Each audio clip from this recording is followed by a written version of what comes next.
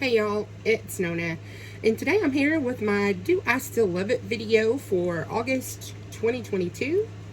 In this video, I just talk about the products I used in my Shop My Stash for the month, and I tell you if I still love them, if I hate them, if it's the first time I've used them, if I would repurchase, if I want to pan it, if I recommend it, etc., etc. So, I'm going to go ahead and start with the two palettes. The first palette I used was the Lunar Beauty Nude Prism, and this is stunning packaging. And it's the first time I've used Lunar Beauty, and I love it. I've wanted to try his formula for a long time, and this is the actual palette I probably would have chosen for myself, so I was glad to have it. I have to say, I have had several of my friends say they are just like in love with his formula, and so I had really high expectations for it. And in honesty, I don't know if it's just this palette since it was in BoxyCharm or what, but his formula did not blow me away. It wasn't bad, it just wasn't, bam, what I expected. What, I guess I hyped it up too much myself, in my own mind. They're good shadows. There was some kick up, but I caused kick up, so I don't hold that against shadows. The shimmers weren't great in my opinion. It made a really pretty neutral look. So if that's what you're looking for, that's a good palette. But I feel like you could get another palette that's very similar to it, a lot cheaper, that would give you comparable performance, if not better. So I don't know. Anyways, it's nice, and I'm glad that I finally got to try his brand, and I'm glad to have the palette.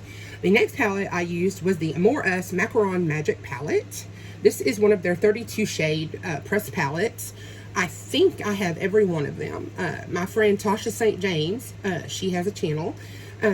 She's the one that pretty much introduced me to the 32 pan palettes by Amore, and they are awesome.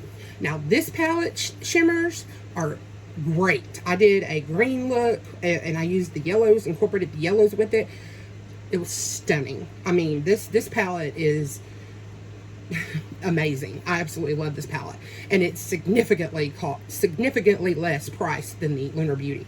And I love it. I absolutely loved this this glitter here. It's called Tasting Almond, and it has like an orange base with bright green glitters. It is so gorgeous.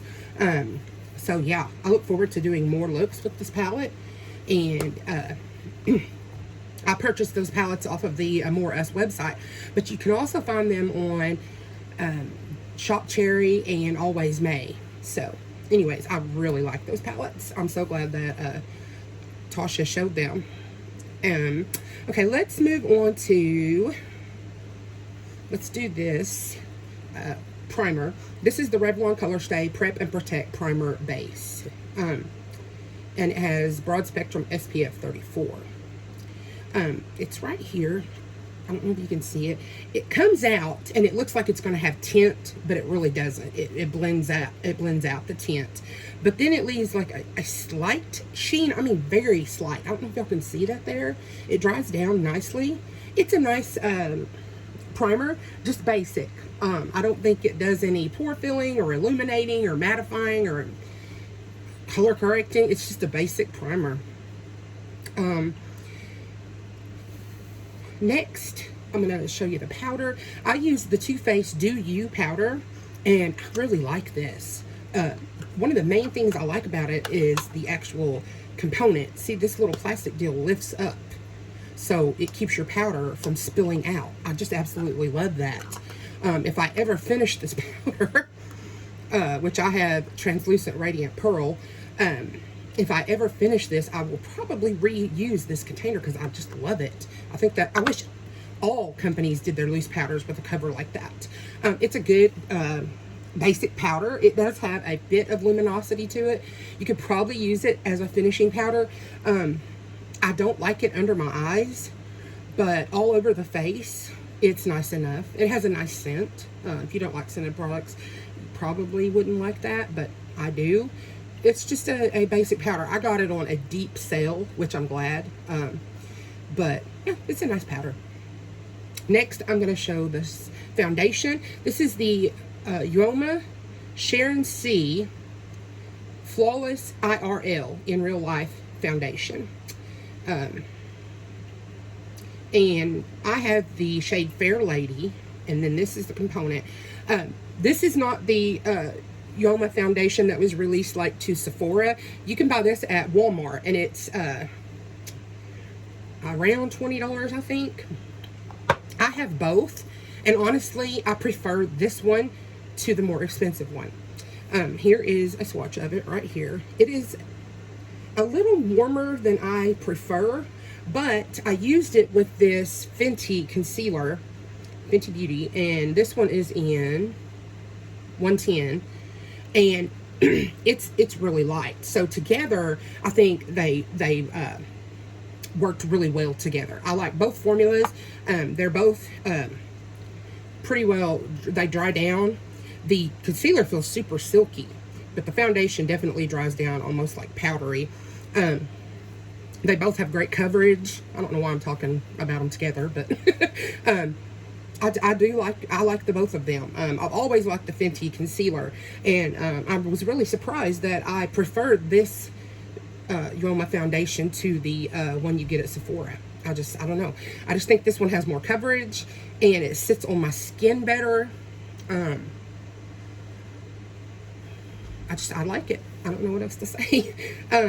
Okay, let's go to bronzer. And I use the new AOA Perfect Bronzing Powder in Latte. They just released 5 shades of this a month or so ago, maybe longer. And I'm excited because they had not released bronzers in the AOA brand before. So here's the swatch of it. It's very nice, very nice. It's $1, and it's a huge pan, and it's very silky. I mean, it just feels really good when you put your finger in it. It blends out beautifully. I bought all 5 shades. And I'm excited to try the other colors. I like it. It's a good bronzer. And for $1, I'm probably going to buy, after I use the other shades, I'm going to probably choose my favorite of the 5 and buy a couple backups, even though I don't need them. That's just what I do. Then I used the Half Caked in Bloom blush in Live on Sunday. Super cute little blush. I bought this for like $3 in Ipsy, the Ipsy shop or whatever. It's very pretty matte blush. I love the little tiny purple container. Here's the swatch of it. It's very pretty. And it has a slight bit of a satin look to it. It doesn't look totally matte, but it's definitely not shimmer. It blends out really nicely. It seems like to me that it actually blends into my skin. The more I blend it, it doesn't go away per se, but it blends into where it just kind of looks like it's your own natural flush to your face coming through. It looks like it's actually coming from within your skin. I really like it. I have another one in a more pinky shade, and I really like those. So then the next thing is the highlighter I used, and it is also from Shop Miss A, and it is their Paw Paw line. This was new. They're called the Glow Within Illuminating Powders. This one is in Wish on a Star. Pretty pink packaging. I bought the entire set. You got like close to $1 off or something like that. This, if you can see, has like purpley, shimmery places in it. But when I put it on, I just blend it over the whole top. And you don't see that purple. It doesn't, I don't even see like a slight shift. It comes out more golden right here. This one, very pretty. I do like it a lot. I didn't know if those purple like shimmers would show up at all, but I don't think they do. I think it's just like a champagne-y light golden color. Y'all, I suck at describing colors, but I like the formula. It's nice, it's silky. It's a bit dry. You can tell it feels a bit powdery. But again, you can blend it out, and it just blends out really pretty. I mean, a little goes a long way. Just like silk. But you can tell it's a cheaper powder. You can feel that, which I don't mind at all. I love cheap makeup. So then we have the two singles I used. I'm not going to touch on them a lot because I'll talk about them in my single shadow swag collab I do with my friend Tara. So if you watch that, you've already heard about these. But this is the Amuse Cosmetics Smoky Eyes Baked Shadow in Ginger. This also came from the Shop Miss A website for $1. And here's the swatch. It's really pretty.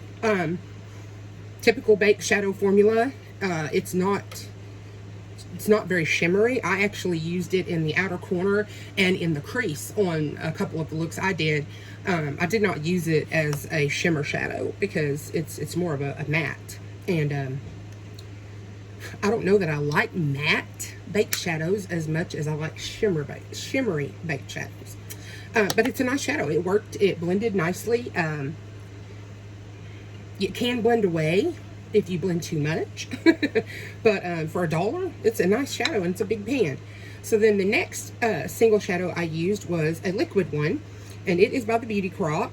And it's a double-sided one. I got this in Boxy or Ipsy. I can't remember anymore.